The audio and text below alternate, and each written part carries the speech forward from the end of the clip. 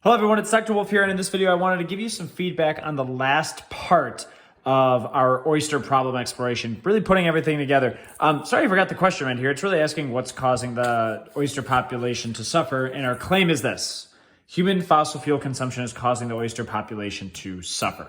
All right, so now we just need to support it with evidence and reasoning. And remember, evidence is just straight up, what are your graphs about? So first, I talked about what's happening in this graph. Over the past 200 years, humans have been consuming more and more fossil fuels. All right, remember, for interpreting data like that first page, you definitely need to have like your context, data-specific numbers. But for this one, for an explanation, just the main pattern will do.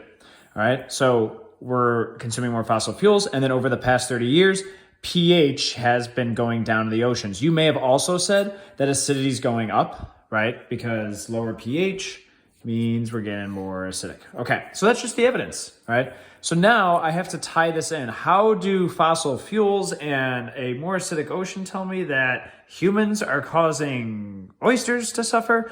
That's where the reasoning comes in. Okay, now if you're in my fourth period, sorry you didn't get this. You guys inspired me to make this for my fifth and eighth period. So you're gonna get something like this on your formative today.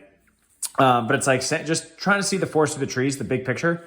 So after doing this exploration yesterday, right, the big problem is that the shells of the oysters are kind of starting to just, deteriorate. And so we know that that's because of the acidity. Well, what's causing the acidity?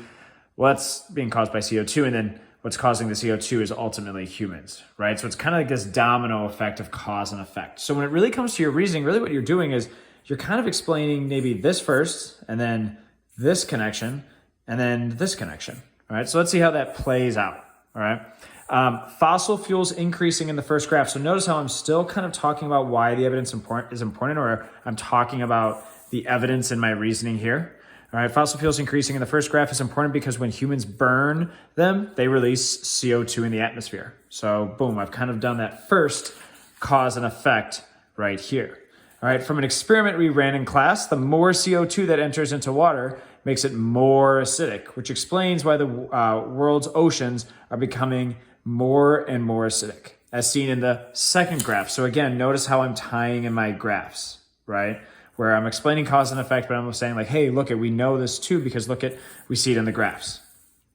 All right, so I just tied in this part right here. All right, the more acidic oceans cause the calcium carbonate shells of oysters to dissolve, which explains why the oyster shell thickness has been decreasing and the population has been suffering as a result. So that was this last section right here, acidity affecting the calcium carbonate. Just a little bit in a little bit more detail. Notice that I've used all my terms, all right, as well. Now, another thing to help you with your reasoning is notice in my claim, fossil fuel consumption is causing the oyster population to suffer. Notice what's the first part of my reasoning? Fossil fuels. Right? Fossil fuel consumption. What's the ending of my claim? Oyster population to suffer, right? The population has been suffering as a result, right? So notice that there's kind of like this order. You're just elaborating more on how we get there with the claim. So hopefully this feedback helps. Thanks for watching.